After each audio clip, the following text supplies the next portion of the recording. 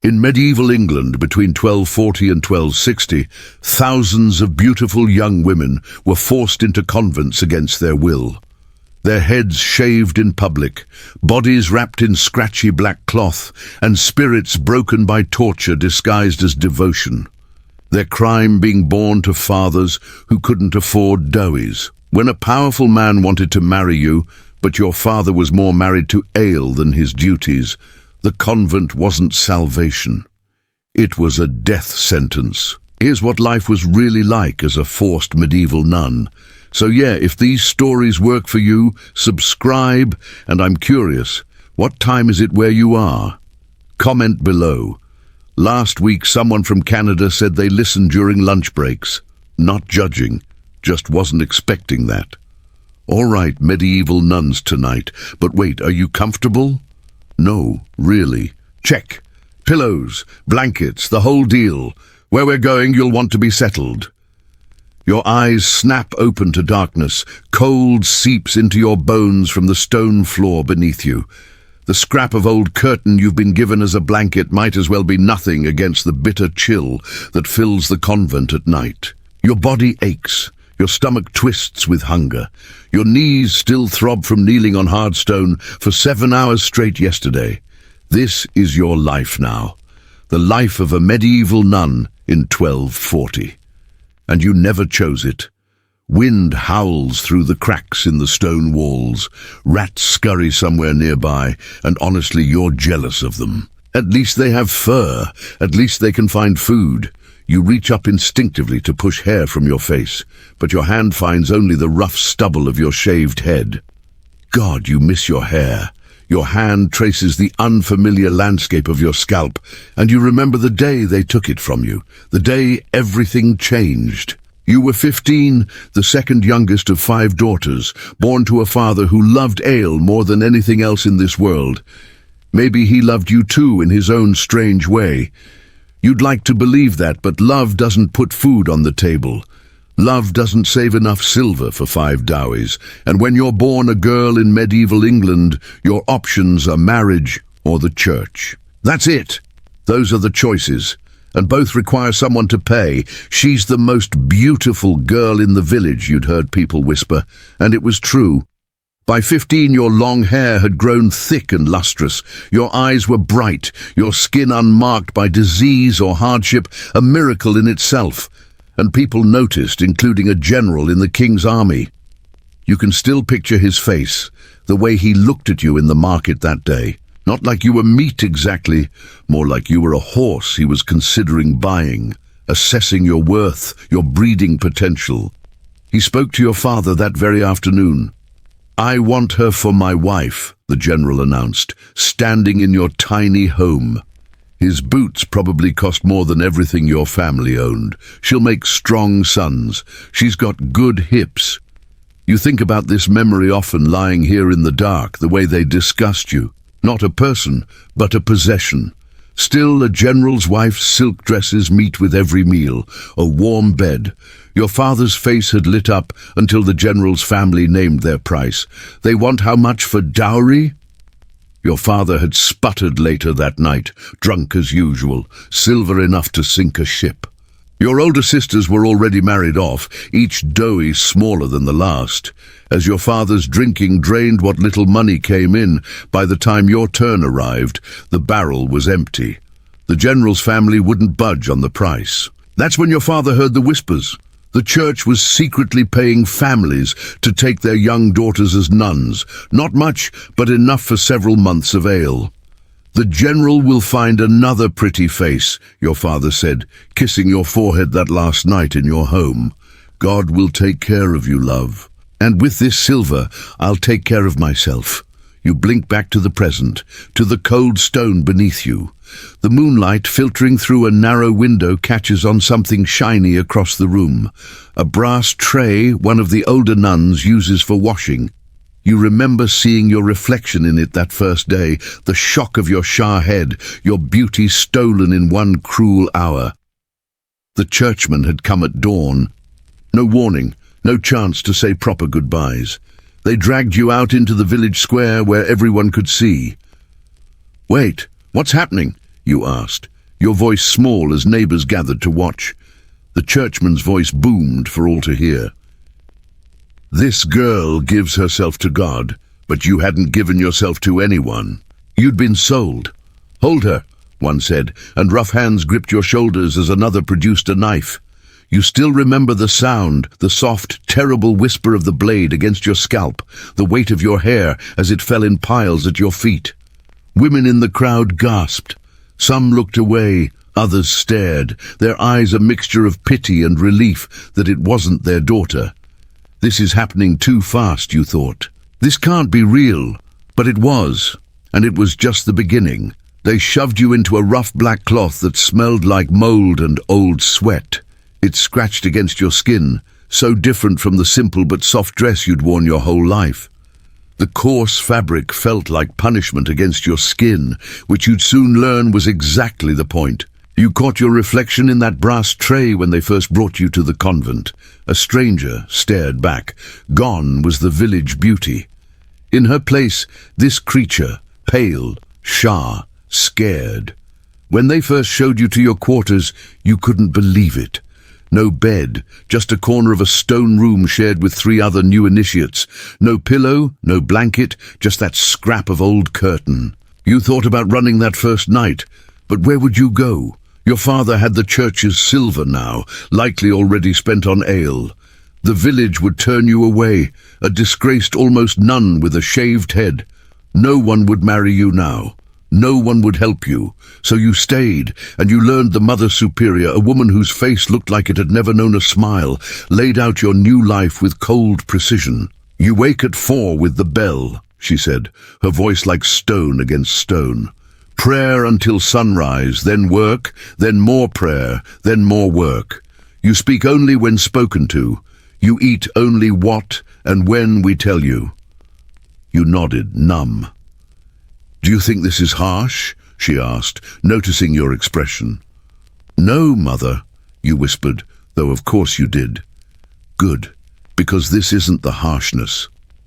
Her thin lips curved into something almost like a smile. This is the mercy. You'd learn she was right about that. These were the easy rules, the ones they told you up front. What they didn't mention was how senior nuns would kick you awake if the bell didn't rouse you. How they'd withhold food for minor infractions like looking up during prayer. How your knees would split open from kneeling on stone for hours. Your first real shock came that very first day after the head shaving, after being dressed in your new rough clothes, after being shown your bare corner of stone floor. You thought at least there would be some spiritual introduction, some prayers or hymns or whatever it was nuns did. Instead, the priest shoved a stiff brush into your hands. Oh, scrub the entire church floor by tonight, he ordered, gesturing to the vast nave stretching before you. Endless stone slabs. God sees your effort. Don't disappoint him. You stared at the massive space, the cold stone stretching farther than your family's entire home. All of it by myself? The slap came so quickly you didn't see it coming. Your cheeks stung as the priest's voice lowered to a growl. Questioning is pride. Pride is sin. Begin now. So you did. You scrubbed until your back screamed in agony, until your hands blistered and then bled, until your knees were raw against the stone. Hours passed. The sun moved across the windows. Your stomach growled. You hadn't eaten since the previous night at home. When darkness fell, you finally finished. Your body trembling with exhaustion. You could barely stand. The priest returned, walking slowly across your freshly scrubbed floor, inspecting it with cold eyes. He stopped, pointed to a corner far from any light source. You missed a spot, you squinted in the darkness. I don't see another slap harder this time. Amateur work, he said flatly. Do better next time. Wake at 4 tomorrow morning. No excuses. You collapsed onto your stone corner that night, too exhausted even to cry. Your body throbbed with pain. Your hands bled onto the rough black cloth they'd given you to wear. Is it always like this? You whispered to one of the other new girls sharing your quarters. Her eyes, hollow already, though she'd only been there 2 weeks longer than you, told you everything. "This is the rule," she whispered back, "and there are worse ones you haven't learned yet." Sleep, when it finally came, was more like passing out, a brief mercy before the bell would ring again and the whole brutal cycle would start anew. And this was only your first day as a medieval nun. You're jolted from these memories by a sound in the darkness, footsteps in the corridor. Your body tenses. Night visitors never bring anything good. You pull your scrap of curtain tighter around you, trying to become invisible against the wall. As the footsteps grow closer, then pass by your door, you release a breath you didn't realize you were holding. Not for you, not tonight. But you've been here 2 weeks now, and you're learning that in this place it's only a matter of time before your turn comes, for whatever new cruelty they've devised in the name of God. The cold seeps deeper into your bones as you curl tighter into yourself. Tomorrow will come too soon, with its bells and prayers and endless work. Sleep is the only escape you have left. You close your eyes, wondering how your father sleeps at night, whether he thinks of you at all, whether the ale he bought with your freedom was worth it. As you drift off, one thought circles in your mind. What fresh hell will tomorrow bring? The bell rings like death itself, a harsh clanging sound that rips through your dreams and drags you violently back to reality. 4 in the morning, pitch black, cold that makes your teeth chatter. You've only been asleep for what? 3 hours? 4? Not enough. Never enough. Your body screams in protest as you force yourself to move. Every muscle aches from yesterday's labor. Your hands are raw, blistered from the harsh brush and lye soap.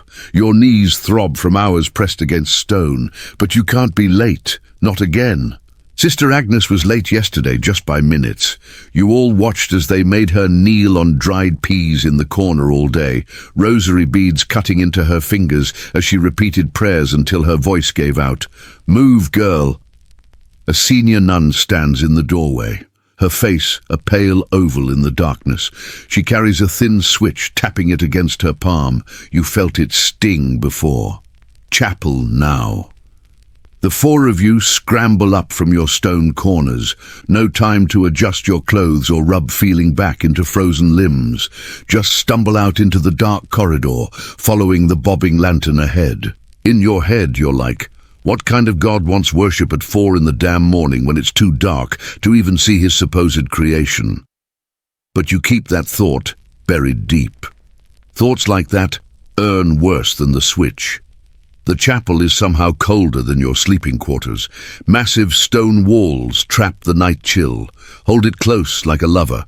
Candles offer more shadow than light. You find your spot among the rows of black-clad figures, 23 nuns in total.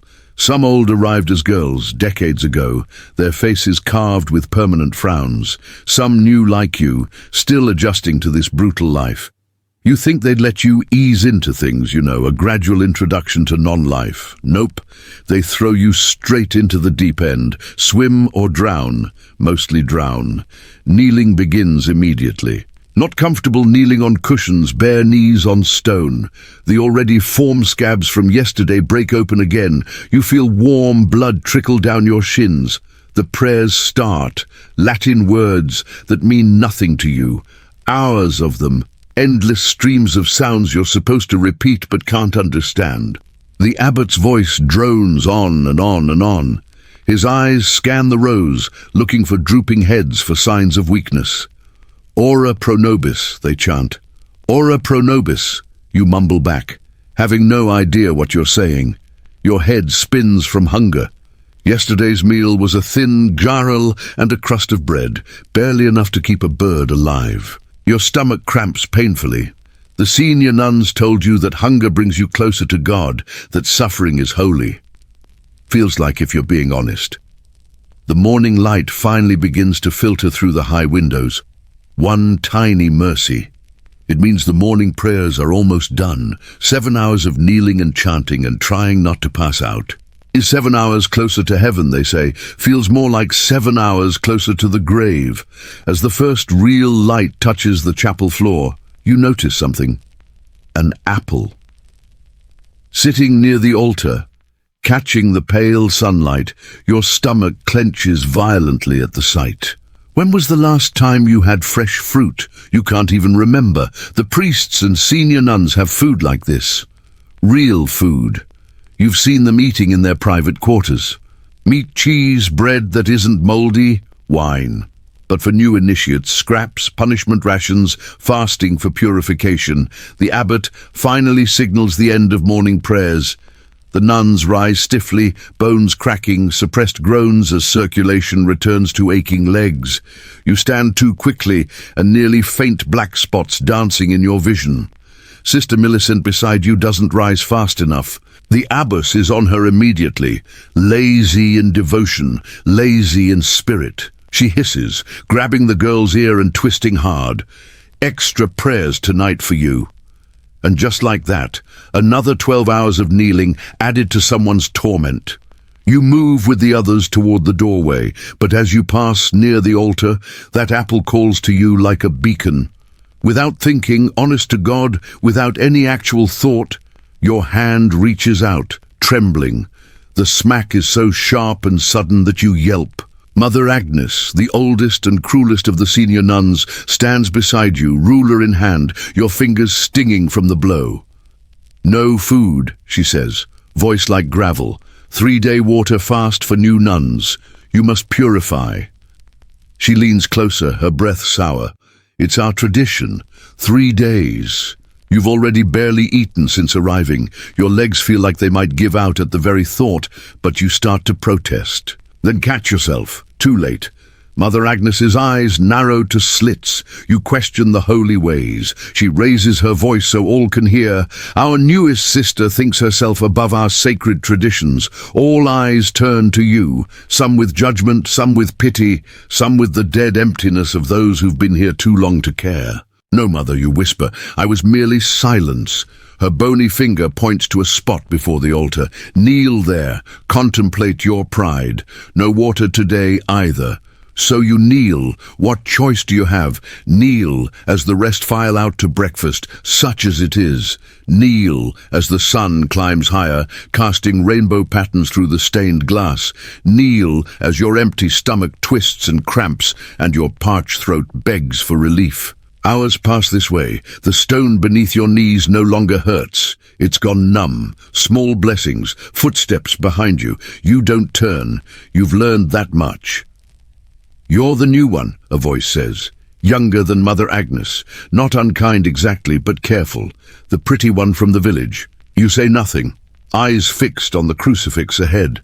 She moves into view, maybe 30, with tired eyes, but a face not yet hardened into permanent disapproval. "Sister Beerus," she says, "I oversee the infirmary." You nod slightly, unsure if you're permitted to speak. "You may respond," she says with a hint of a smile. "Yes, Sister Beatrice." Your voice comes out raspy from thirst. She glances around, then quickly presses something into your hand, a small cup of water. "Drink it fast," she whispers. "They'll be back soon." You gulp it gratefully. The warm, slightly metallic taste. The most wonderful thing you've ever experienced. You almost weep with gratitude. "Why?" you dare to ask as you hand the cup back. Her smile turns sad. "I was you once, beautiful, young, forced here against my will." She takes the cup, hides it in the folds of her habit. It doesn't get easier, but you learn to survive. And then she's gone. Silent steps carrying her away before you can thank her properly. The rest of the day passes in a haze of hunger and thirst. The kneeling punishment lasts until Vespers, evening prayers. By then you can barely stand. Your knees are bleeding freely. Your head pounds, and the world tilts dangerously when you finally rise. "That's just day 1 of your fast," Mother Agnes says as she walks past. 2 more to go. Perhaps now you'll learn. You stumble through evening prayers, mouth-forming words your brain can't process. When you're finally released to your sleeping quarters, you collapse onto your stone corner, too exhausted even to arrange your scrap of curtain properly. One of the other new nuns, Mary, who arrived just days before you, edges closer. "First punishment fast," she whispers, careful not to be overheard. You nod weakly. They watch at night, she murmurs. But I've saved this. From somewhere in her habit, she produces a small crust of bread, hard as stone, but bread nonetheless. Hide it until deep night. Eat it when the patrol passes. You take it with trembling fingers. Why help me? Her eyes already hollowing from weeks here. Meet yours. Because they want us broken and alone. The only way to survive is together. You clutch the bread like the treasure it is, tucking it into your own habit. The small act of kindness nearly breaks you. After days of cruelty, the simplest human decency feels overwhelming. The night is even colder than the one before. Or maybe it's just that your body has fewer reserves to fight it. The wind still howls through the cracks, but now it seems to blow straight through you, as if your solid form is fading, becoming as insubstantial as your former life. You wait, listening to the rhythm of the convent at night, the patrols of senior nuns checking for rule breakers, the distant snores from the priest's comfortable quarters, the occasional whimper or sob from other new initiates. When the corridor is silent and dark, you retrieve Mary's gift. The bread is so hard, you have to suck on it to soften it enough to eat. It tastes of dust and mold, but in this moment, it's the finest feast imaginable. As you savor each tiny morsel, you notice something by the narrow window. Moonlight catching on something metal. You edge closer, curious. It's a nail, old, rusty, sticking out from the window frame. But what captures your attention is what's carved into the stone wall beside it. Names, dozens of them, small, carefully scratched letters. Some fresh, some faded with time. You run your fingers over them in the darkness. Girls like you forced here. Some survived, you suppose. Some probably didn't. You decide in that moment that you'll survive. That whatever it takes, you won't let them break you completely. Your name will not be just another fading mark on a hidden wall. The next morning arrives with the same cruel bell, the same stumbling in darkness, the same hours of kneeling. Your second day of the fast is worse than the first. Your head spins constantly now. Standing makes you dizzy. Your thoughts come slower, muddier. But there's work after prayers. Always work. No rest for the holy. Today it's laundry. Massive cauldrons of boiling water. Harsh lye soap that burns your already raw hands. The steam at least provides some warmth, but the labor is backbreaking. Hauling water, scrubbing the priest's clothes and altar linens, wringing heavy wet fabric with arms that feel like they might snap from weakness. Sister Clara Ara, overseeing the laundry, is less openly cruel than Mother Agnes, but she works you without mercy nonetheless. Faster, she keeps saying. The Lord's work doesn't wait for weak hands. You're paired with an older nun for the hardest parts. Sister Martha, who's been here 20 years, her hands are permanently red and chapped, fingers GNL'd like tree roots. Arrived when I was 14, she tells you during a rare moment when Sister Clara Ara steps away. Family needed the money, 7 brothers to feed. Does it get better, you ask, voice barely above a whisper. Her laugh holds no humor. You get numb to it, not better. She glances to ensure you're still unobserved. The trick is to find the small freedoms. They can control your body, but not what's in here. She taps her temple. I go on journeys in my mind during prayers, sail across oceans, visit Constantinople. They'll never know. It's a strange comfort, but a comfort nonetheless. The idea that some small part of yourself might remain yours alone. By midday, you're swaying on your feet. The lack of food and water combined with the heavy labor has pushed your body to its limits. The room tilts and spins. The hot steam becomes suffocating. I need, you begin, but can't finish the thought. The stone floor rushes up to meet you. You wake to cold water being splashed on your face. Sister Clara stands over you, looking more annoyed than concerned. Weak body, weak face, she says up. There's work yet to be done, but you literally can't stand. Your body simply refuses the command. 2 days without food, minimal water, hours of physical labor. It's too much. Sister Martha steps forward. She needs the infirmary. Sister Clara Ara. She's no use to go dead. Sister Clara Ara looks like she might argue, but ultimately nods sharply. Take her then, but she returns to work tomorrow. Fast or no fast, Martha helps you up, supporting your weight as you stumble from the laundry to the infirmary. The corridor spins around you, darkness threatening the edges of your vision. The infirmary is marginally warmer than the rest of the convent. Small mercies. Sister Beatrice, the nun who gave you water yesterday, looks up as Martha half carries you in. Fasting collapse, Martha explains, helping you onto a narrow cot, an actual cot with a thin straw mattress that feels like heaven after stone floors. Beatrice nods, immediately moving to check your pulse. Second day, yes. They pushed too hard with the new ones lately. She turns to Martha. I'll take her. You should return before Clara Ara reports you both. Martha squeezes your hand briefly before departing. Another small kindness to treasure. Beatrice waits until you're alone, then produces a cup of something that smells herbal and slightly sweet. Drink slowly. You take it with trembling hands. But the fast is between you and God, she says firmly, and God doesn't want dead nuns. This is willow bark tea with honey. It will help your strength without breaking your fast too. Obviously the warm liquid is bliss as it slides down your parched throat. The slight sweetness makes your empty stomach clench with need. As you sip, you take in the infirmary. Shelves of herbs and tinctures. A small fire in the hearth. The only room besides the abbot's quarters you've seen with one. 3 other cots is empty at present. Why are you kind to me? You ask Beatrice. Won't you be punished? She adjusts a blanket over your legs. A real blanket, not a scrap of curtain. The infirmary is my domain. I answer to God and the abbot for the health of our sisters. She sits beside the cot.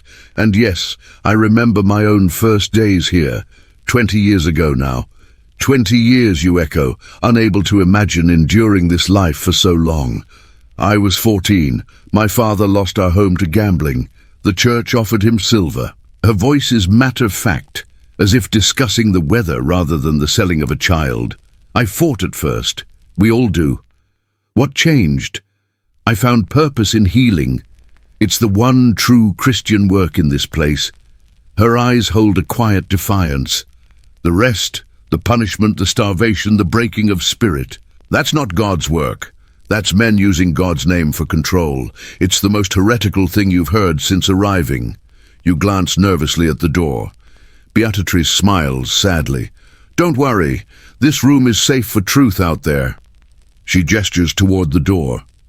Out there, you must be what they demand. Silent, obedient, broken. You finish the tea, feeling a small measure of strength returning. Rest, she says, taking the cup. I'll tell them you need until tomorrow to recover. It won't break your fast schedule. She leaves you alone. Then the cot, though hardly luxurious, feels like a cloud after nights on stone. The small blanket holds warmth your body had forgotten was possible. You drift, not quite sleeping, but not fully awake either, floating in the strange limbo of extreme exhaustion and hunger.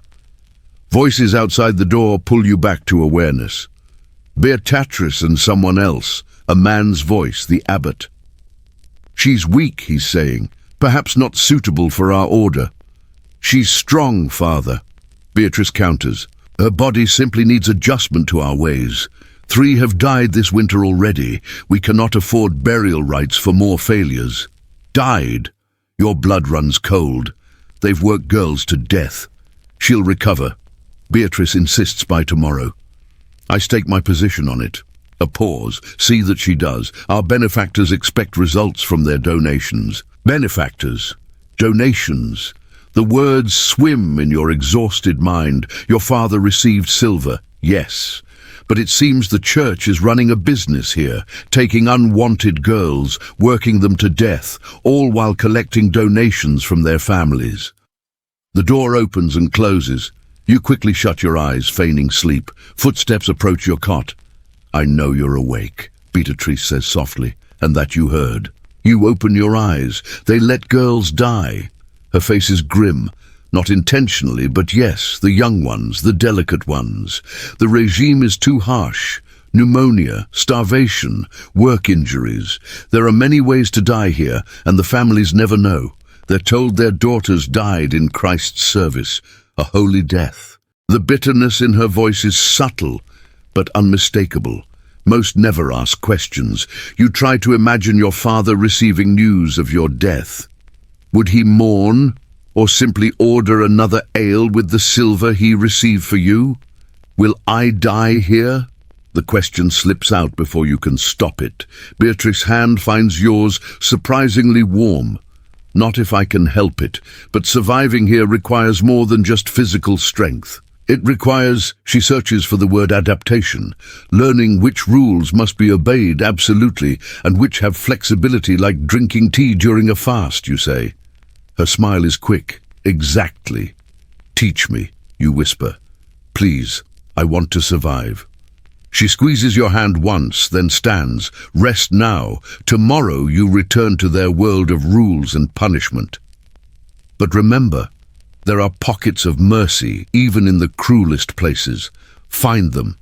Create them when you can. As she turns to leave, you ask one more question. "The girls who died, what happened to them?"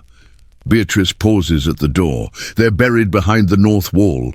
No markers, no prayers. Her voice drops even lower. The church doesn't waste ceremony on failures. She leaves you then alone with the weight of this new knowledge. Not just a prison, this place, but potentially a grave.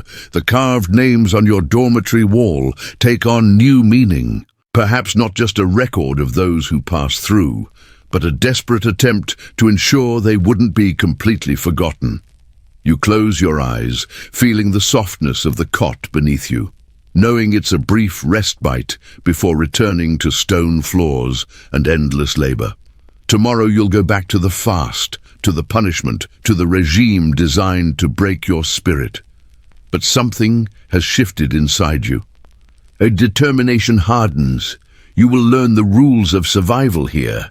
You will find the small mercies, the hidden pockets of humanity. You will adapt, because the alternative is becoming just another nameless grave behind the north wall. And that you decide as exhaustion finally pulls you into sleep is not going to be your story. You're jolted awake by Sister Beatrice gently shaking your shoulder. The small comfort of the infirmary cot makes the awakening even crueler. A brief taste of something almost human before returning to stone floors and empty stomachs. "It's time," she whispers. "Mother Agnes will be making her rounds soon. You need to be back in your dormitory before she notices your absence. The infirmary is dark, lit only by a single candle. Through the narrow window, you can see it's still night, maybe an hour or two before the dreaded 4-soul bell. "Thank you," you whisper, swinging your legs off the cot. Your body still feels hollow and weak, but the few hours on an actual surface with a real blanket have restored something in you. Not strength exactly, but perhaps resolve. Beatrice presses something into your hand, a small bundle wrapped in cloth. "Dried apple and a crust of bread," she murmurs. "Hide it well. Take tiny bits when truly desperate. It could mean the difference between surviving your fast or joining the unmarked graves." The bundle disappears into your habit before you even consider the risk she's taking. "Why do you help me?" In the candlelight, her face shows a weariness earned through decades of convent life. "Because once someone helped me, and because someday you'll help someone else." She touches your cheek briefly. "That's how we survive this place." Small mercies passed hand to hand in darkness. She guides you through silent corridors. The stones cold beneath your bare feet. The convent at night feels both more threatening and more honest. The pious facade stripped away to reveal the prison it truly is. You reach your dormitory undetected. The other girls are shapeless bundles in corners. Their breathing the only sound. You settle into your spot, arranging your pitiful scrap of curtain. "Did they beat you?" Mary whispers from her corner so quietly you almost miss it. "Oh no," you whisper back. "Infirmary. Beatrice helped me." A tiny exhale of relief. Good.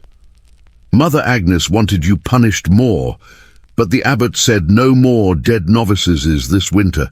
The casual way she says it chills you more than the stone floor. Dead novices is like it's expected normal. Sleep, you tell her.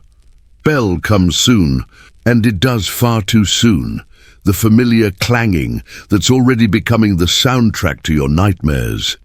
Your body protests rising, muscles stiff from the brief return to your stone corner after the relative luxury of the infirmary cot.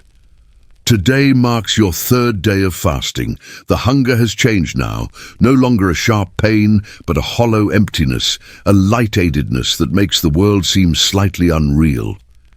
Your lips are cracked from thirst. Your tongue feels swollen in your mouth. Morning prayers blur together, Latin words flowing over you while you focus simply on remaining upright.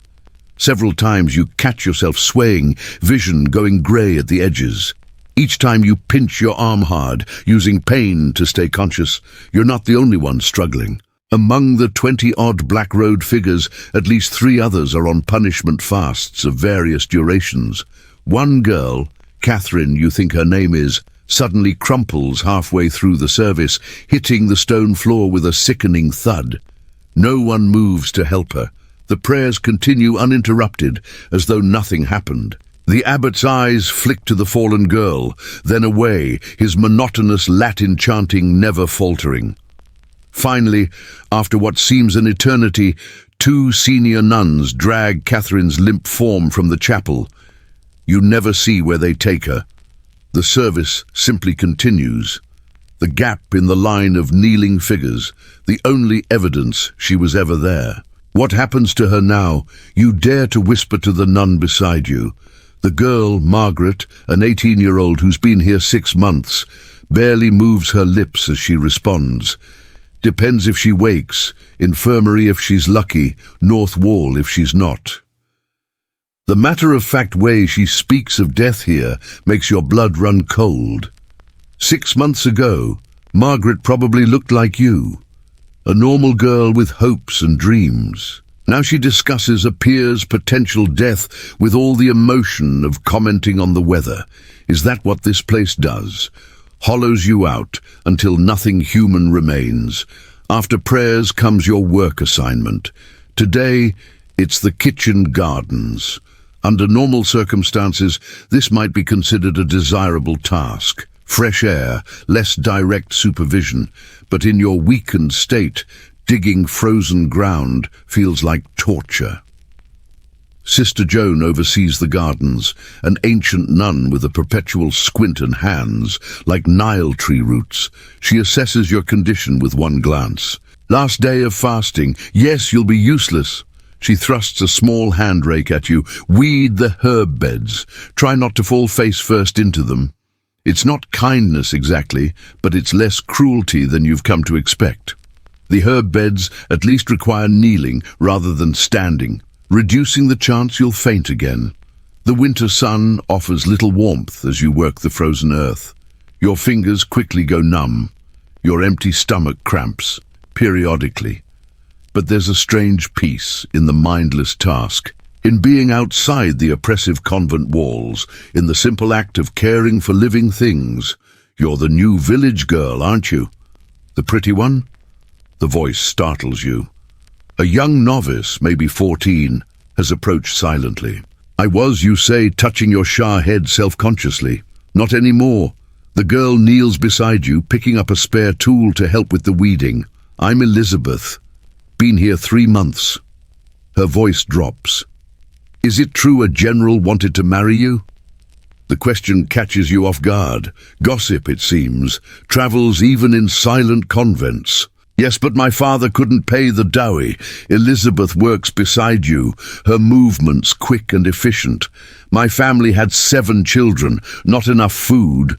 Mother Superior told my parents I'd be educated, that I might even learn to read. A bitter smile crosses her young face. I've learned a lot of Latin prayers. Can't tell you what any of them mean. Why are you talking to me, you ask, glancing nervously towards Sister Joan, who appears to be dozing in a patch of weak sunlight. Won't you be punished? Garden duty has advantages, Elizabeth says with a small shrug. Joan's old, half-blind, sleeps more than she watches. She pulls a weed with particular viciousness. You have to find the gaps in their system, the moments when they're not watching. That's how you stay sane. It's the same thing Beatrice suggested, finding small freedoms within the rigid structure of convent life. How do you do it, you ask? Survive here. Elizabeth's face loses its childlike quality for a moment, revealing someone much older in spirit than in years. I pretend I'm someone else, a queen maybe, or a character from the stories my grandmother told. I'm just playing a part, saying the lines. None of it is really happening to me. The girl's wisdom stuns you. While you've been fighting against your captivity, she's found a way to mentally escape it. And I remember, she continues, voice barely above a whisper. This isn't forever. What do you mean? Her eyes meet yours, something dangerous flickering in them. People leave. Sometimes ways out exist. Before you can ask more, Sister Joan stirs from her doze. Elizabeth immediately shifts away, resuming her weeding in silence, head bowed appropriately. You ponder her words as you work. Ways out exist. What ways? Escape seems impossible. Where would you go with a shaved head, wearing a nun's habit with no money and no protection? Death is certainly an exit, but not one you're eager to take. What other options could there be? The winter day passes slowly. Your fast means you miss the midday meal, forced to watch as the other nuns file into the refectory while you remain in the garden, permitted only sips of water. By afternoon, your hands are raw from cold and work, your head spinning from hunger. When the bell finally signals the end of work period, you can barely stand. 3 days without food has taken its toll. Your legs tremble beneath you as you put away the garden tools. Sister Joan appears beside you, her ancient face unreadable. Without a word, she presses something into your palm, a small piece of hard cheese, not much bigger than your thumb. Eat it now, she mutters, where no one sees. Fast ends at sunset. This just hurries it along a bit. You stare at her in shock. Another small mercy from the most unexpected source. Why? You manage to ask. The old woman's face remains impassive. 50 years I've been here, watched too many young ones die because old like Agnes thinks starvation brings holiness. She nods at the cheese. Eat before I change my mind. You don't hesitate further. The cheese is dry and salty, but it's the most exquisite thing you've ever tasted. You have to stop yourself from groaning with pleasure as you chew it slowly, savoring every morsel. Thank you, you whisper when it's gone. Joan's only response is a slight nod before she shuffles away, calling out to another novice about improperly stored tools. The incident strikes you deeply. Beatrice in the infirmary, Mary with her saved bread crust, Elizabeth in the garden now, Joan with her secret cheese, small acts of rebellion and kindness in a place designed to crush both.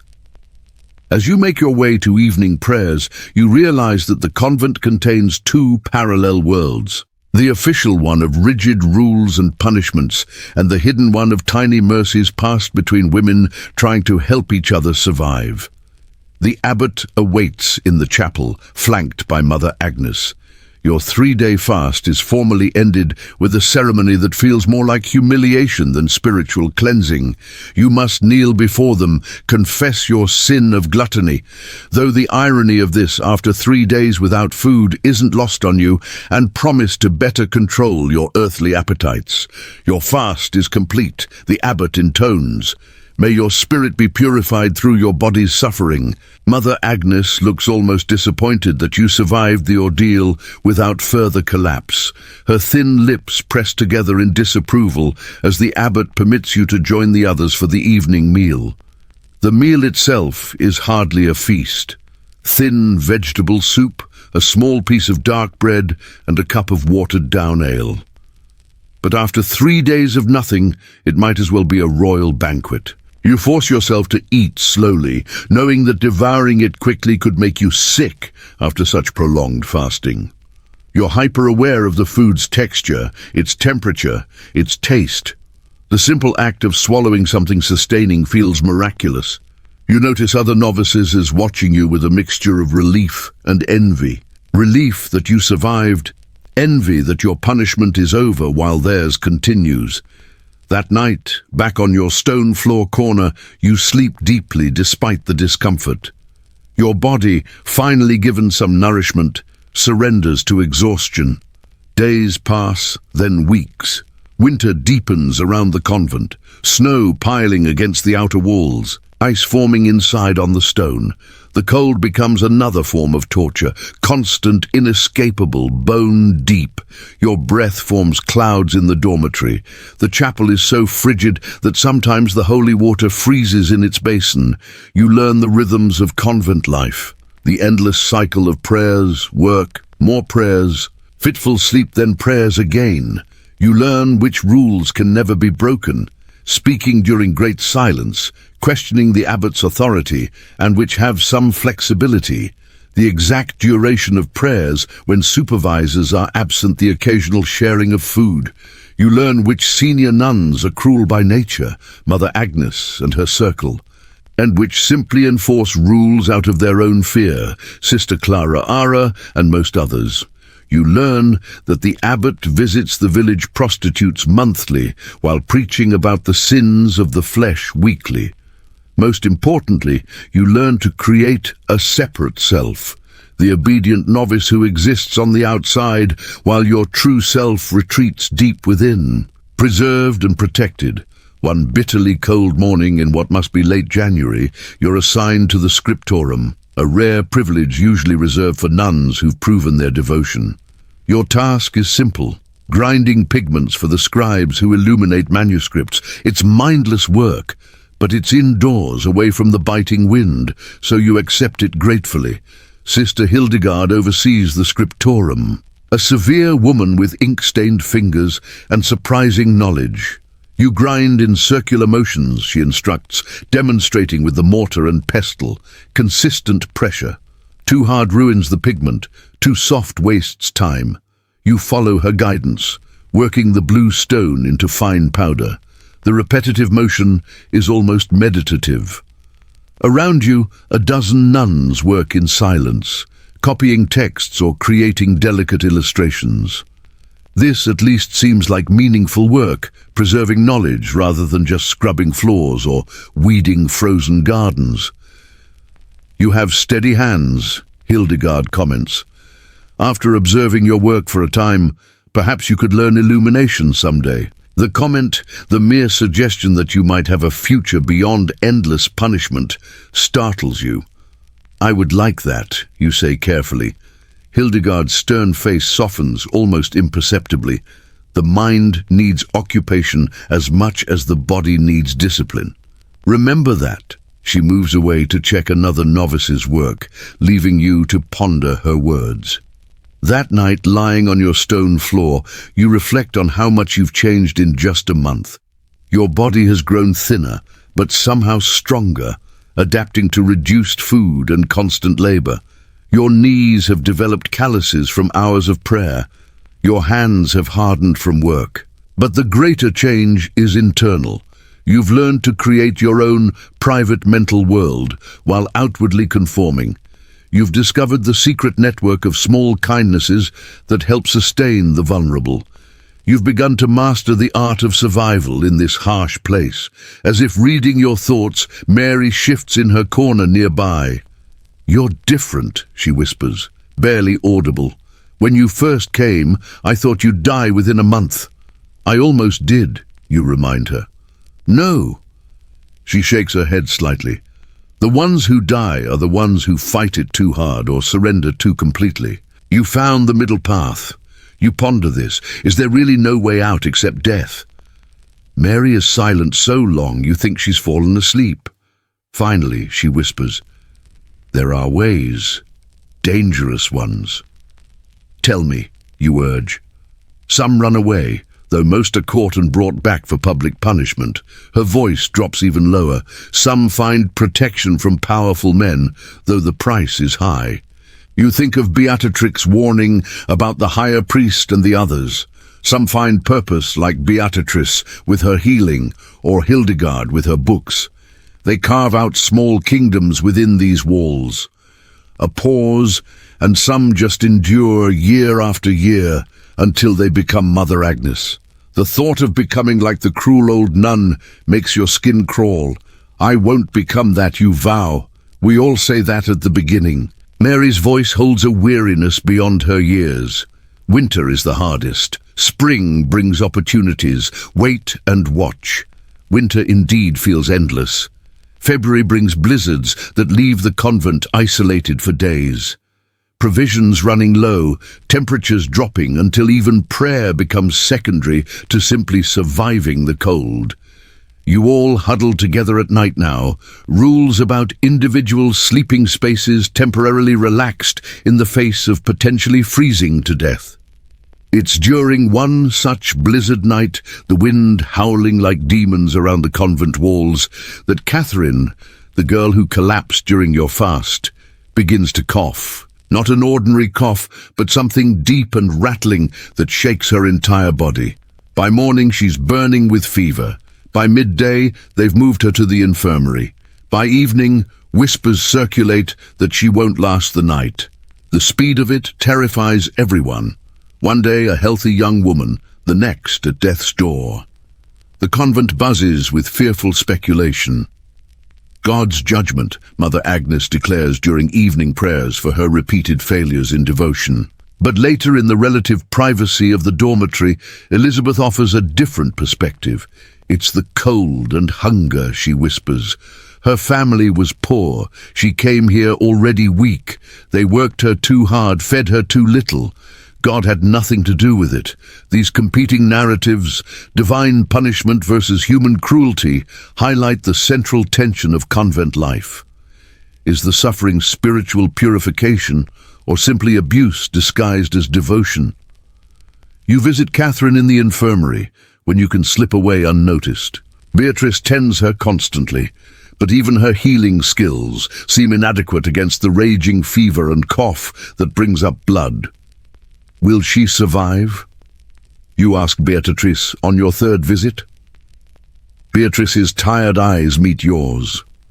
Only by God's mercy, and there seems precious little of that within these walls. The bitter comment shocks you. It's the closest to open blasphemy you've heard from anyone here.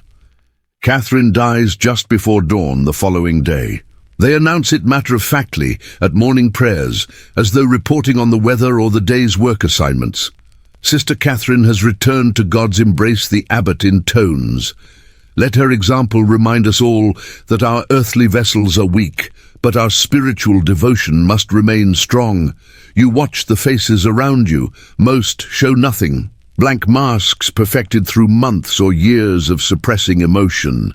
But a few of the newer girls have tears streaming silently down their cheeks. One, Anna, who was especially close to Catherine, seems to be physically biting her lip to keep from crying out. And something in you breaks, not in the way they want, not your will or your spirit, but the last tenuous connection to the idea that this place serves any truly holy purpose. If God exists, you think he cannot possibly want this, cannot desire the suffering and death of young women whose only crime was being born into families that couldn't or wouldn't keep them. You help dig Catherine's grave that afternoon. The ground is frozen solid, requiring hours of chipping away with picks before you can create a space deep enough. The work is exhausting, but you throw yourself into it. Each strike of the pick fueled by a growing anger. They bury her without ceremony. No prayers beyond the standard daily ones. No marker for her grave behind the north wall. Nothing to indicate that a young woman named Catherine ever lived and suffered and died here, except that night you take the nail you discovered by your dormitory window and scratch her name into the stone wall alongside the others, your small act of defiance and remembrance. She was 17, whispers. Anna, watching you work, wanted to be a midwife before her family sent her here. The simple biographical ecal detail. This fragment of who Catherine was, beyond just another black-robed figure, hits you harder than her death itself. She had dreams once, hopes, a future she imagined for herself that had nothing to do with endless prayers on cold stone floors. I won't let them forget her, you promise, finishing the last letter of her name. Anna's hand finds yours in the darkness, squeezing briefly. None of us will. As February finally yields to March, you realize you've survived your first season in the convent.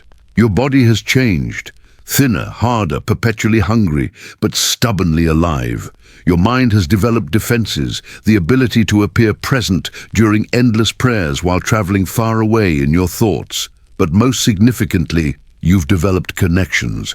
Mary with her whispered warnings and advice, Elizabeth with her strategies for mental escape, Beatrice with her healing skills and secret kindnesses, even old Joan with her gruff assistance in the garden. A network of women helping each other endure. You're no longer the village beauty marked for marriage to a general. That girl is gone. Her long hair lying in piles at your feet on that first terrible day. But you're not broken either, not in the way Mother Agnes and the abbot intended. Spring approaches with its promise of change of opportunities. As Mary hinted, the coldest season is ending. You've survived what many don't, the brutal initiation into convent life. Now you need to learn how to truly live within it, and perhaps someday how to escape it. The first hints of spring arrive like whispered promises, tiny green shoots poking through the frozen earth. The occasional birdsong breaking the convent's oppressive silence, days growing longer, the darkness retreating minute by minute. Your work assignments shift with the season. Less time scrubbing endless floors, more time in the gardens and orchards preparing for planting. The labor is still backbreaking, but at least it happens under open sky with fresh air filling your lungs. It's been 3 months since you arrived. Your hair has grown from completely shaved to a short dark fuzz that covers your scalp like velvet. Not enough to be considered beautiful again, but enough to provide minimal protection from the cold. Your body has found a new equilibrium, perpetually hungry but functional. Trained to survive on less than you ever thought possible. Today, you're assigned to the apple orchard, clearing winter debris from around the trees and checking for damage from the harsh frosts. Sister Joan supervises, though supervises might be generous. She mostly sits on a stone bench, dozing in the strengthening spring sunlight, occasionally barking an order when she rouses. The work suits you. There's peace in the rhythmic clearing, in watching tiny buds forming on branches that looked dead just weeks ago, life returning, persisting despite everything. You find yourself talking to the trees sometimes, whispering encouragement when no one can hear. You made it through winter too, you murmur to a particularly gnarled old apple tree. We're both still here. You've developed this habit of finding meaning in small things. The way sunlight filters through bare branches, the first snowdrop pushing through frost, the brief moment of warmth when huddled with the other novices during the coldest nights. Sister Beatrice calls it collecting mercies, gathering tiny joys to sustain you through the hardships.